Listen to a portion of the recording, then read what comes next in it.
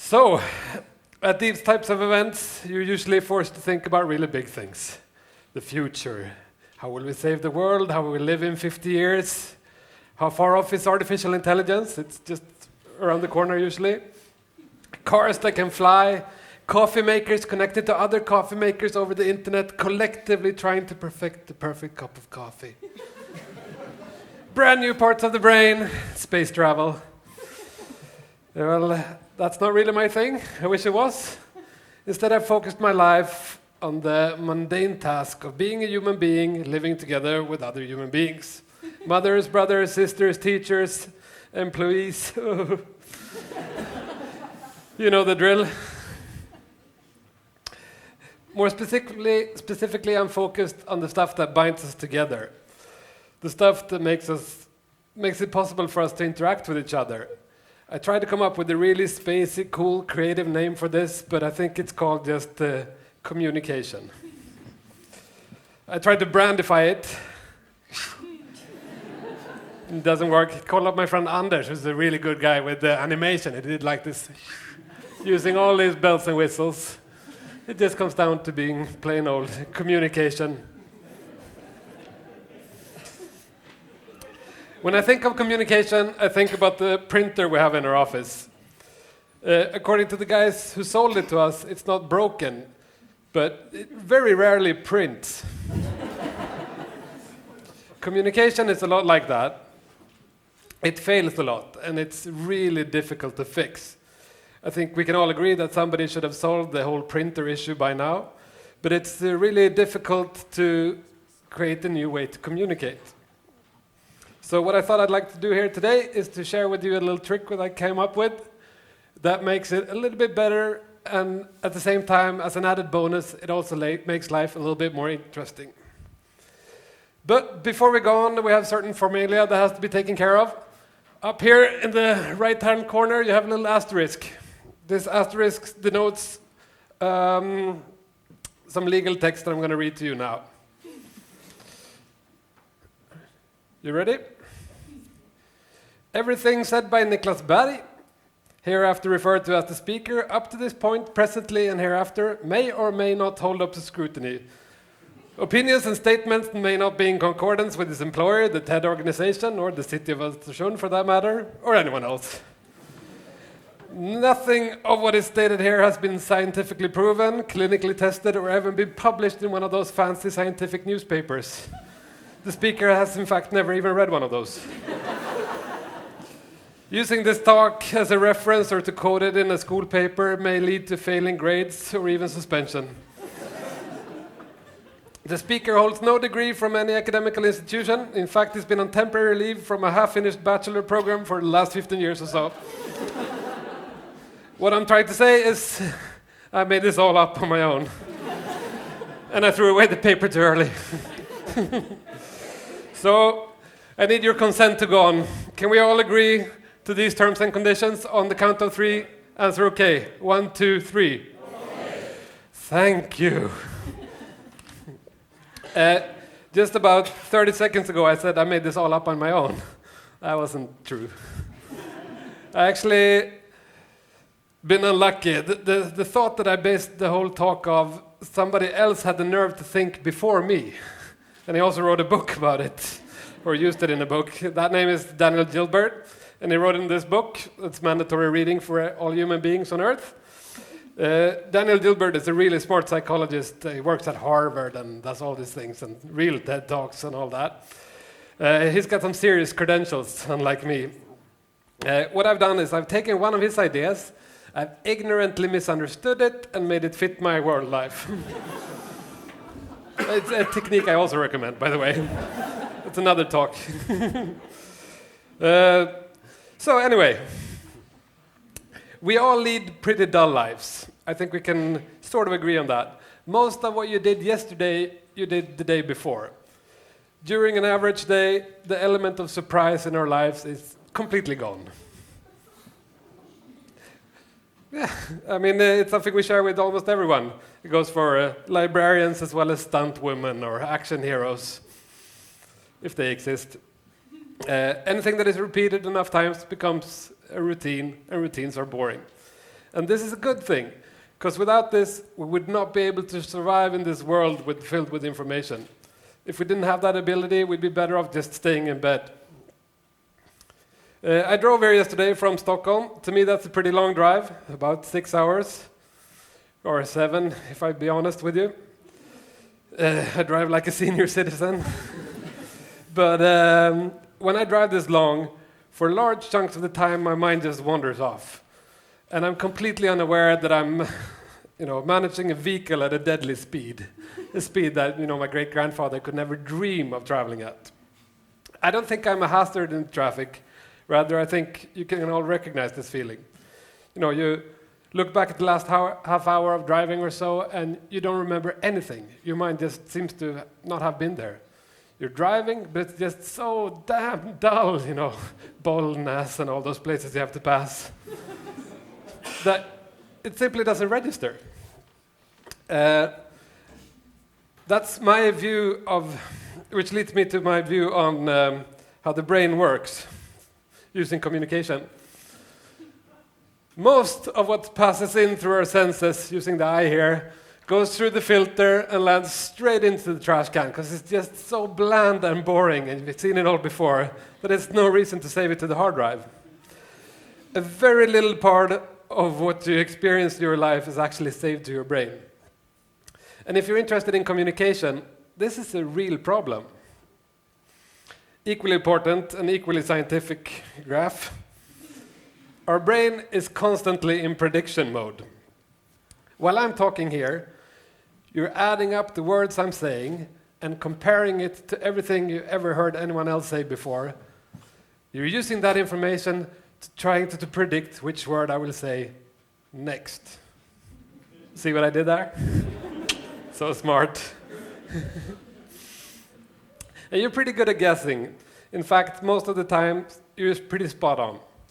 This is also what makes life so dull.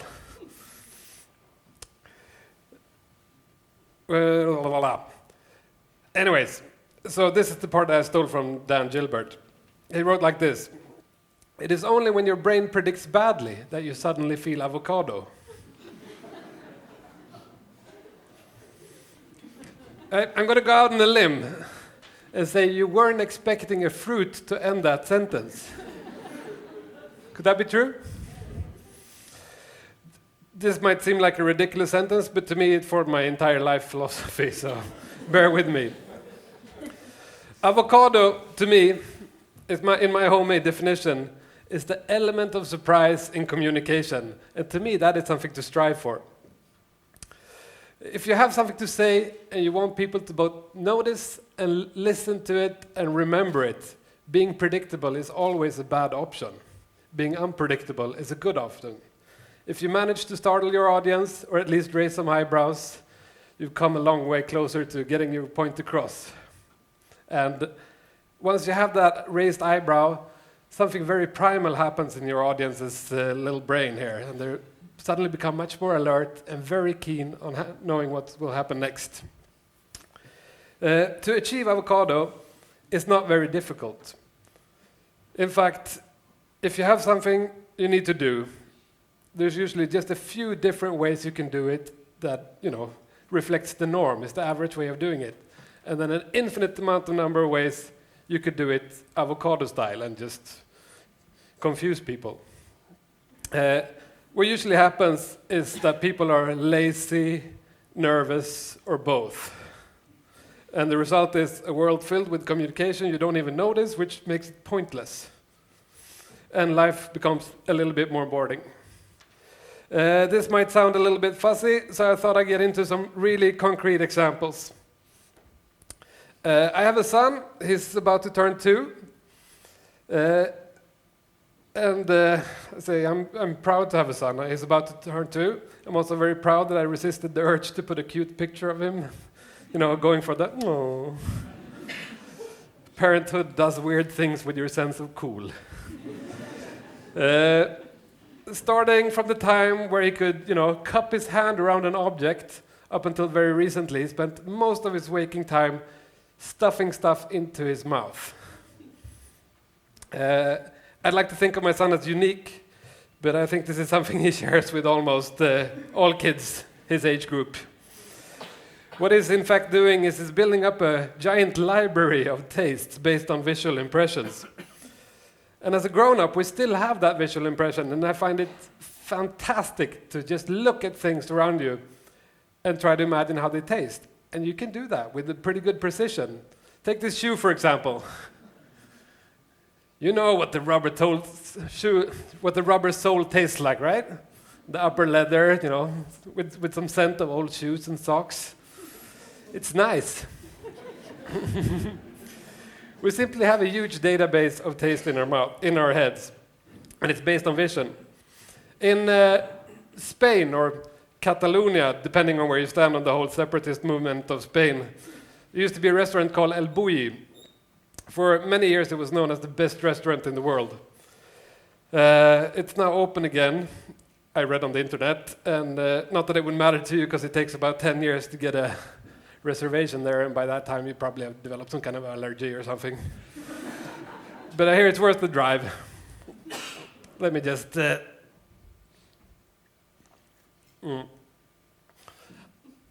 El Bulli got famous for being at the forefront of what was called the molecular gastronomy. Like all big artists that are given a label, they said, we don't like that label. We like to call it deconstructivist cooking. Which, I mean, to me is kind of the same thing, because I don't understand any of them. But what they did is they would take common dishes, take them apart in their smallest pieces, preserve the essence of them, and put them back together in a completely different shape. So what they did in the end was they did a lot of things, but the thing that I got stuck on is they broke that whole connection between vision and the taste in your library of tastes. So you had the chance to experience common tastes that you know since before, as if it was the first time. Imagine tasting chocolate again for the first time. That must be a pretty good experience. At this time, I think it's important that I make it very clear I've never been to El Bulli. But I have at one point reached for a glass and took a big gulp of whiskey, expecting it to be apple juice. And that was a really powerful experience. Technically, what they're doing at El Bulli is really, really complicated. But as an idea, it's actually pretty simple. You just take something, dress it differently, and it becomes much more interesting. The maybe easiest way to achieve avocado is to take something common and bring it over to another place. For your younger kids, this is a music medium you used in the mid-90s and a little bit before that. I used to spend a lot of time making mixtapes and even more times listening to it. What I would do, this is a special trick I had, I would put my favorite song first so that I could easily rewind to it and listen to it again. And I did that a lot.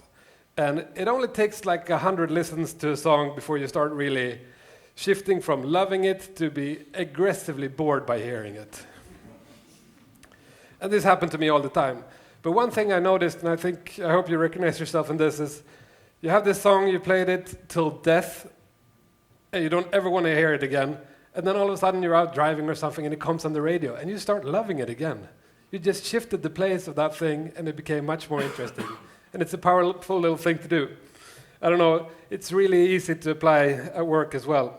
I mean, just don't send that email with the agenda for the Monday meeting. Like, have it carved in stone and put it into the meeting room. Or maybe not. Obviously, being outrageous is the most powerful way to reach avocado. I'm sure you can think of many examples of this, and it's actually used in memory techniques. I mean, the more weird or explicit memory you can create in your brain, the better you are at remembering it. I myself have a very good experience of using outrageousness, and this is a success story from my personal life. When I was about 10, my parents came to me and asked me, "Hey, Niklas, what would you think about moving to Indonesia for a couple of years?" And I looked up from my Lego construction and said, "Yeah, sure," and forgot all about it. And 3 years later, we're moving to a country I knew nothing about. And what's worse, that they didn't tell me that they thought was obvious. I had to go to school there as well.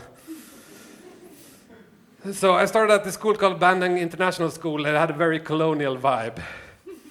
You had to call your teacher sir or Mr. or Mrs. and you had to know which one it was.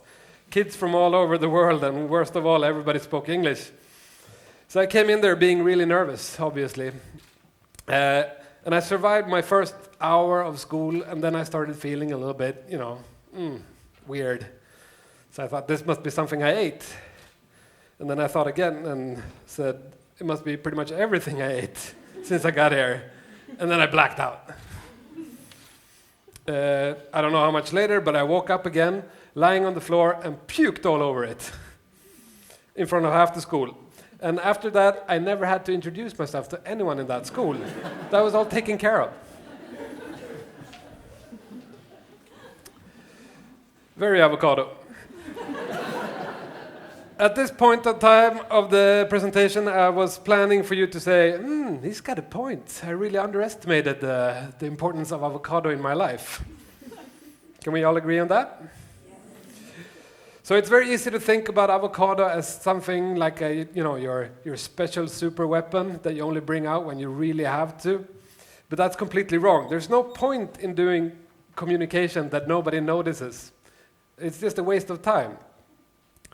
So I would even go as far as saying it's a little bit rude. And I've come up with this little way, if you want to practice, reaching avocado or see how far you've gotten. And there's one situation in life where you can really, really, really put it to the test. And also make a really annoying situation kind of fun. And that's telemarketers. So, next time you get a call from a telemarketer, in the words of John F. Kennedy, sort of, ask not how you can get rid of the telemarketer, but ask instead, how can the telemarketer want to get rid of you? Those telemarketers work off of a script, and most people answer sort of the same thing, and what happens in the end is they got you cornered and they sink your teeth in you. But if you execute avocado rightly, you can have the telemarketer confused in seconds, hang up within 1 minute. So, I also developed a test. I mean, if you're in the line of professional communication, this might be good for you. So what you need is a person, I have to be a little bit stereotypical, but sort of a square person, somebody who wears a suit on weekdays, likes sports maybe, and does work that fits into a spreadsheet would be good. You take your communication idea, you bring it to him, and if it looks like this, it means no go. You have not reached avocado. However, if you get that perfect mix of confusion and a little bit of anger, you know you're on the right track. I'd like to leave you with this picture, sort of a grainy cell phone picture of a line of mailboxes that I found on a run last summer. One of these guys has really perfected the art of avocado. And it also goes to prove that you don't need to throw up in public spaces or be the world's greatest chef to reach it. That's all from me. Thank you.